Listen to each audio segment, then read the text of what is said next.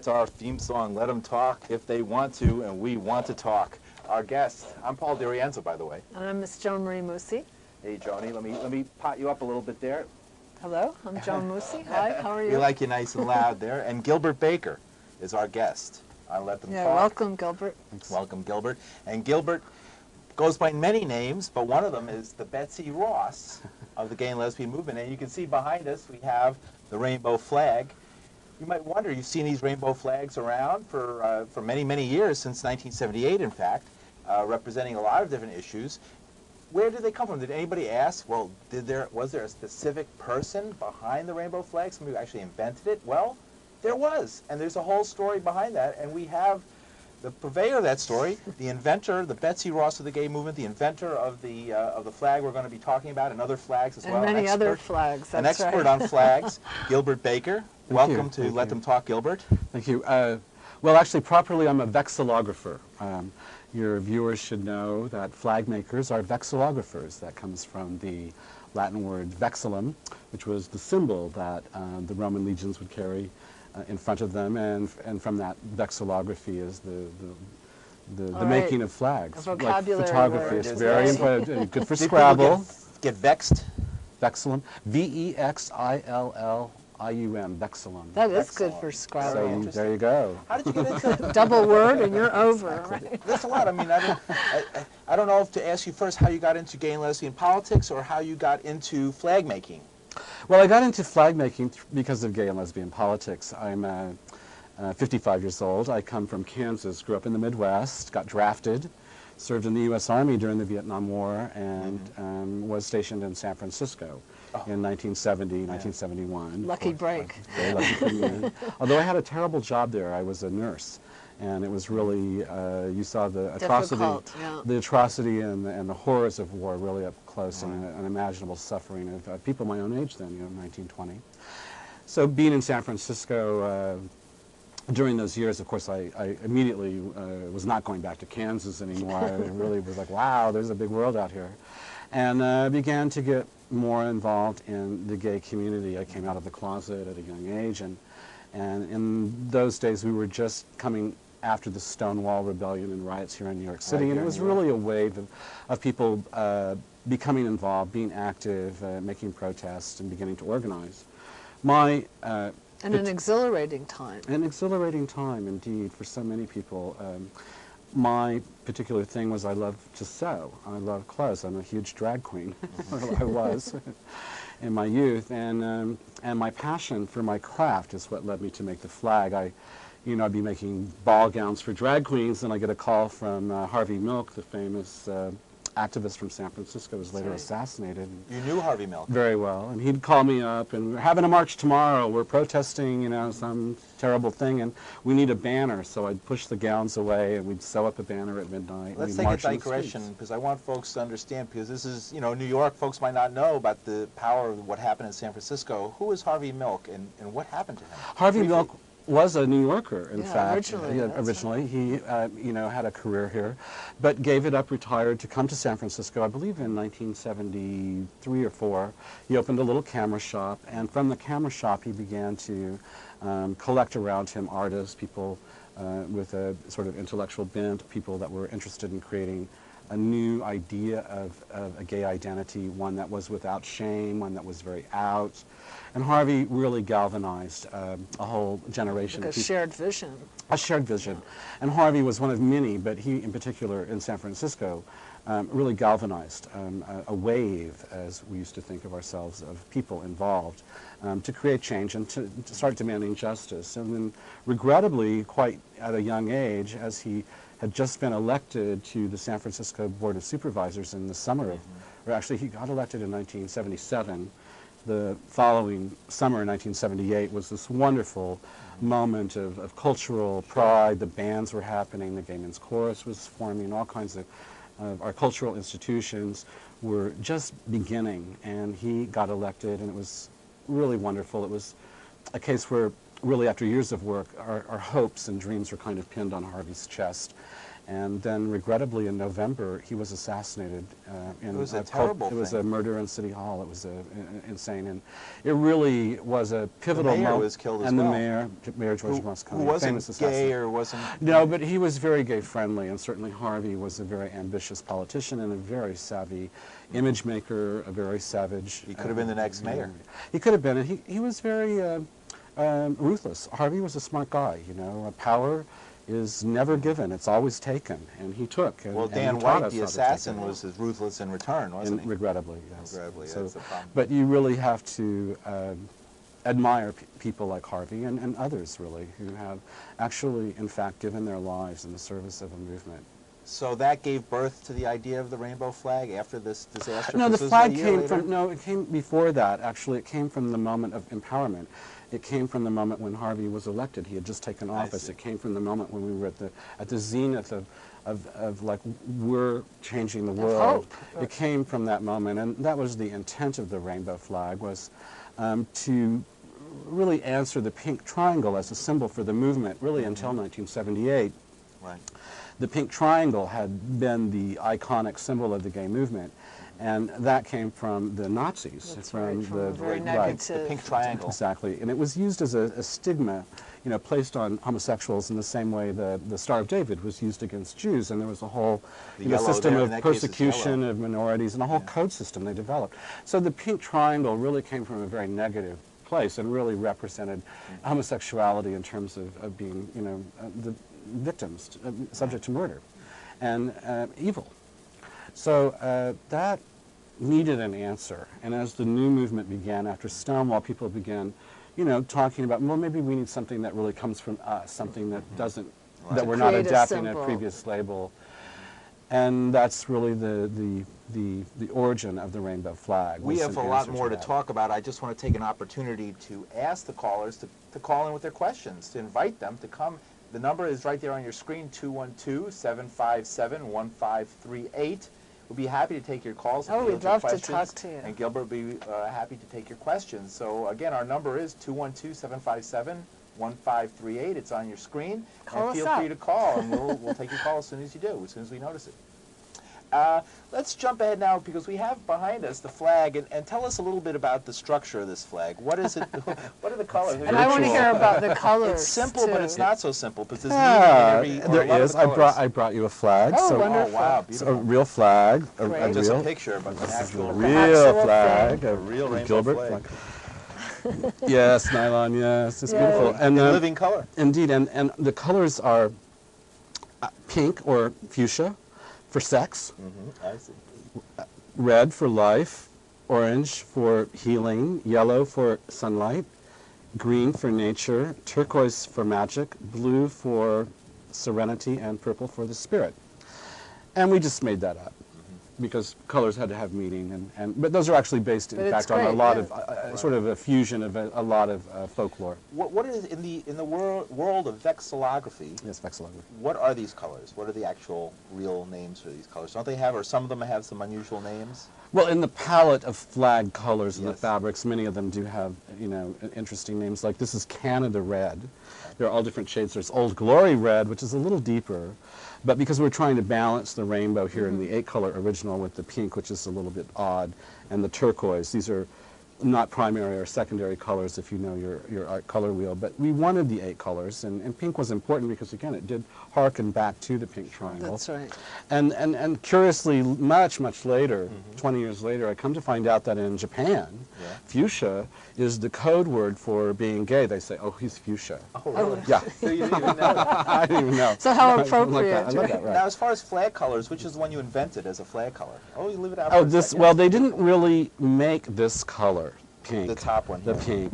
Yeah. Yeah, I exhausted the very limited There supplies. weren't too many, because you think of the flag's a macho thing. It's like a banner held in war often. Not too many pink flags. In fact, the color palette of flags is very small in terms of the total number of What you have colors. to choose from. But that came from manufacturing and the way flags were appliqued and put together. They're complicated. And in those days, we didn't have digital coloring. We didn't have digital printing. So, you know, 4 colors was complicated. 6 colors, when we adapted this to 6 colors, was still very complicated.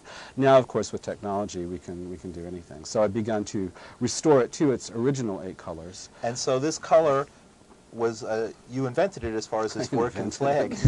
What is the name of this color? Yeah, what is the It's name called of it? fuchsia. Fuchsia. But which is the one that you said was the new one that was invented just for This, I had flag? this. This is it. I see. Yeah, I had it's a Pantone dye number, quite frankly, and I don't know what it was off the top of my head, but we had to have fabric milled. This is from my second world record. I've made 2 world record flags. This is from my second one in Key West. I built a flag that went from the Gulf of Mexico to the Atlantic Ocean across the whole island, sea to sea, literally. Well, I want to ask you about that. Yeah. Anyway, this fabric was milled for that project. I see. Let's talk about that a little bit, because in 1994 you made the world's record largest flag in the world, right? Rainbow flag. My first world record. Oh, we don't want it to touch the ground, right? Do you have rules? Like, There are no rules. is there a, it can touch the, I think you can wear it. That's it. We've got to burn it. Has anybody burned it? Actually, in fact, let me just talk about that for a little bit. When I Sure. first made the rainbow flag, I wasn't even really sure people would get that it was a flag, and I made 2 flags, one with a sort of tie-dyed set of stars. Right. So people would think, oh, the American flag, and a sort of right. tie-dyed Harken hippie to San that, Francisco. yeah. And they would get that it was a flag. But in a way, at the moment the flag was created, really gay people are tribal. We're wildly creative and individualistic, and flags are very opposite of that. Yeah. They're very nationalistic, and there's a lot of protocol and a lot of rules and regulations. So for us, the people that were helping me make this, and as we thought about it, and in the beginning, it was kind of the anti-flag. We wanted something that reached across national borders, that reached across genders, that An really international expressed. flag. Well, yes, and something that really did express who we were as a sexual liberation movement, in the sense that we were every gender, we were every race, we were every class. When I first saw it, you know, as a young man, when I first saw this flag, I tried to think what each one meant. Like, there was identity politics, this was bringing together, it was the Rainbow Coalition, the Rainbow Movement. So I tried to figure out which could each one mean. Well, you have communists, socialists, feminists. Which one is this? Well, that's gay guys. that's an interesting thing about the rainbow in its history as a symbol. Certainly, gay people are not the first people to use it. We have certainly made the rainbow flag a symbol for our movement. But the rainbow as a symbol, not necessarily a flag, but as a symbol, it goes back centuries. It goes to the Egyptians, the Chinese. It extends into Native American culture. It was used by the cooperative movement at the Well, earlier... it's an optimistic omen Yes, in it is. almost every In almost every culture. culture, it's kind of a symbol of hope. And then, of course, there's a magical element to a rainbow. It's a We have a call. phenomena of nature. Oh, We're great. going to go to the telephone and see Wonderful. what's happening. You're on the air. Hello? Hello? Yes, hello? Hi, go how ahead. are you? Yes, I'm calling to ask about the flag. Isn't it like part of Operation Push with the Jesse Jesse Jackson. Jackson movement? Sure. They have the Rainbow Coalition? Yes, they do.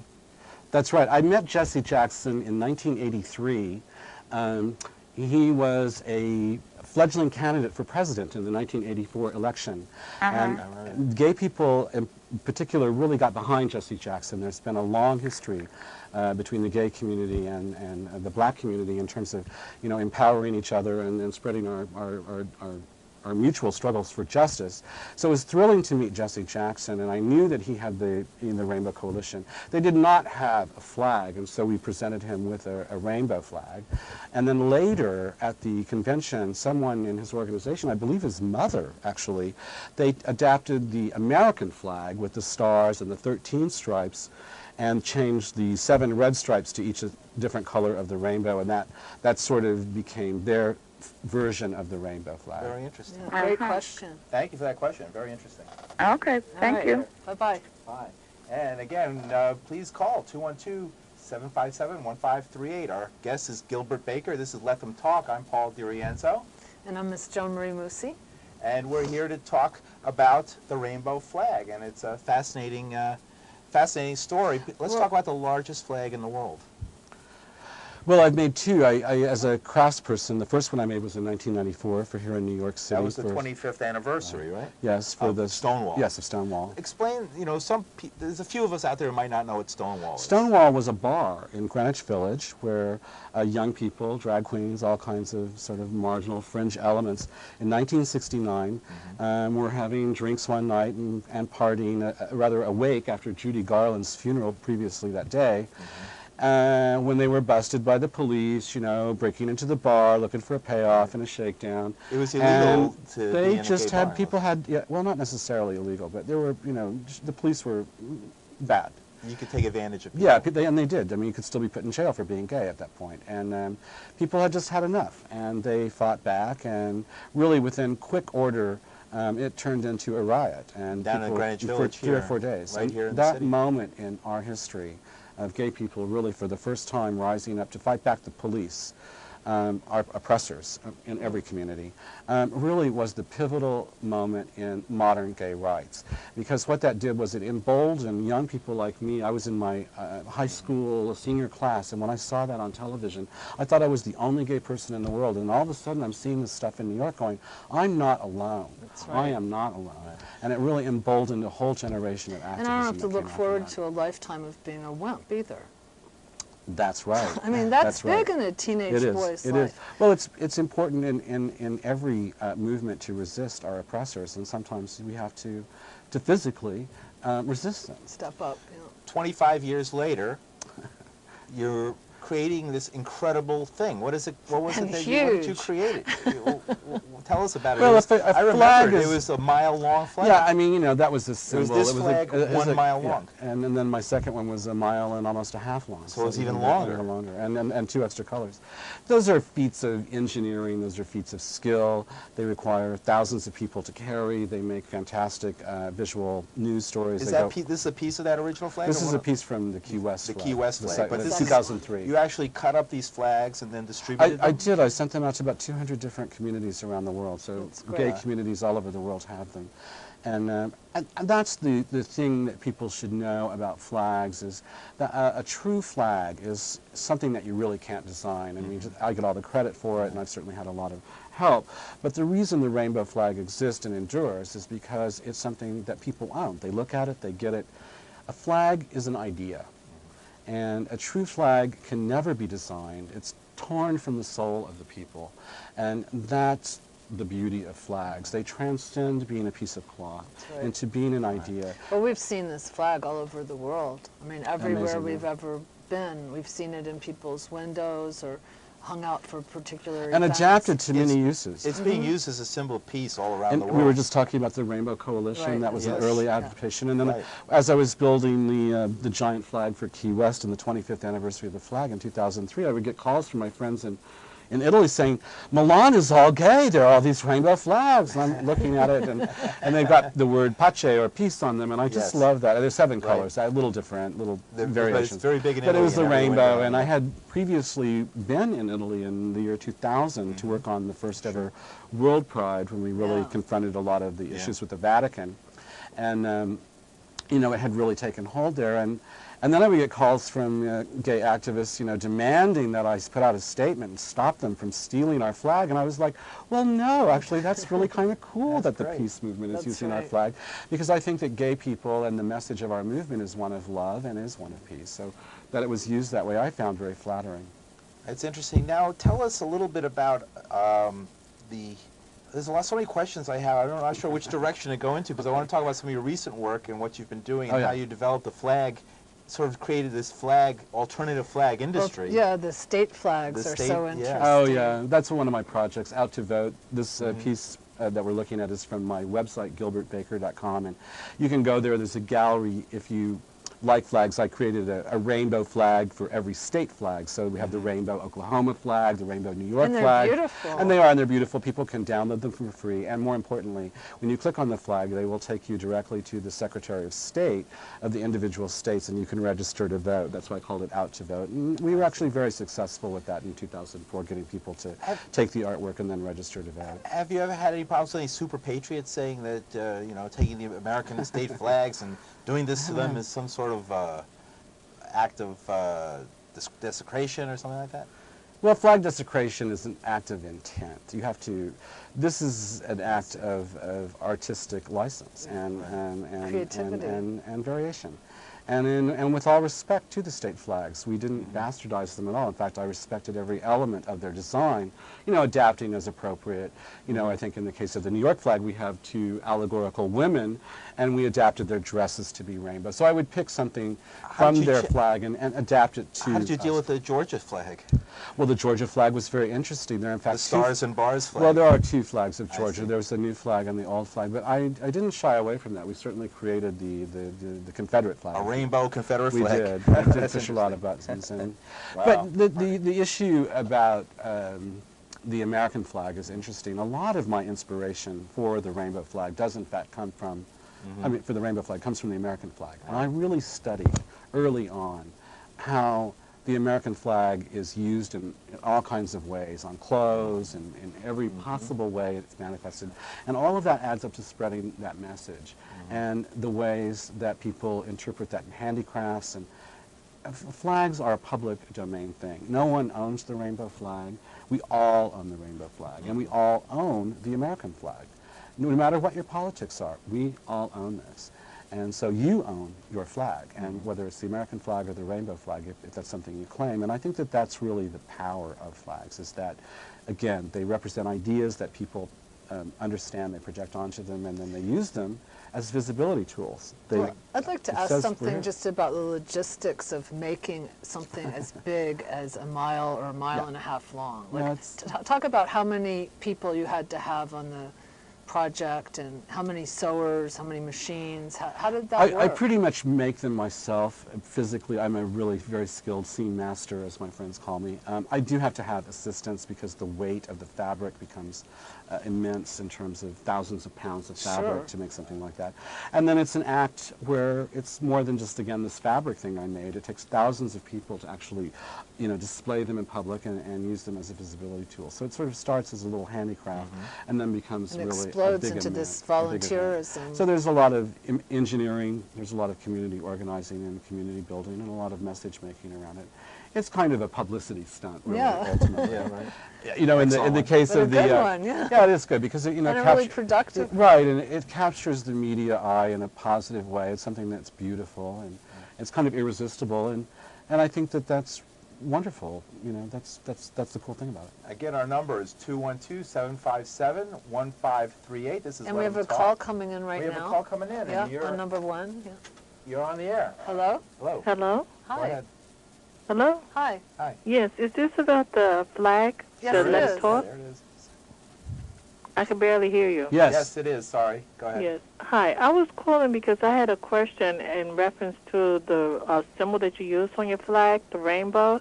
Did you take in consideration the biblical representation of the rainbow? Without question. That's a very important element of the rainbow, and one of the reasons that it endures to this day as a symbol for us.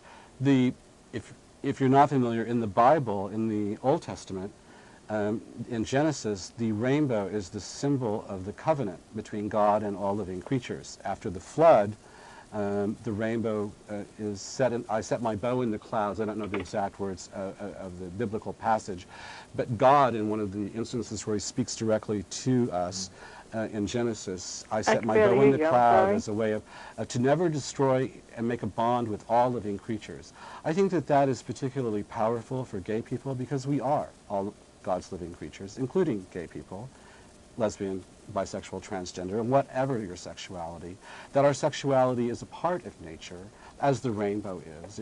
That is beautiful, and I think that celebrating that is in the flag is part of it.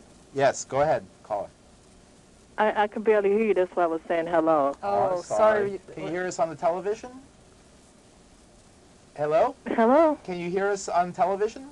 No, I was able to get it because I was talking to a friend about the concept because I was doing a paper in school, and she called me and told me that your program was on. So I was trying to gather information because I wanted to use it as a reference point. Oh, great. Oh, I see. Go ahead and ask. We have a few more minutes. Go ahead with your questions. Anything? Yes, I wanted to know if you took into consideration the biblical implementation of the flag because, there's different, the colors represent different things from a biblical standpoint. And when you have the teaching about it, what are the different colors representing when you're using it for the gay movement? Well, I'm not really familiar in the Bible that it really gets into the specific color representations. Yes, it does. Like one color represents I don't really and believe that's the case in Genesis. I'm very familiar with that passage. Right. So it's about the bow in the clouds. It's the idea that God is not going to destroy life. When God destroys life in Genesis, that's an important moment when he comes back and makes his covenant with the rainbow. Later in the New Testament, the covenant is, of course, the blood of Jesus at the crucifixion. But in the Old Testament, for Christians, for Jewish people, and even for Islamic people, the Old Testament idea and use of the rainbow of the covenant, that's what it specifically is about. For gay people to use the rainbow, as we have so successfully done all these years, is a way for us to connect our struggle for human rights, for justice, and for life, and to be treated, not murdered, to be treated fairly and respected. That's important for us because, again, that connection to nature is important. I have a problem with that because when you're a Christian, you're not murdering or doing anything of that nature because we believe that all people has God in them. It's the act that is being questioned. And I feel that it's a slap in the face to use something that has been so closely related to the Christian experience and then to take, because when I was teaching kids about this in Sunday school, the rainbow represented one thing, and they wasn't even familiar with it. You know, their first experience with it. So it's like you're hiding a part of it.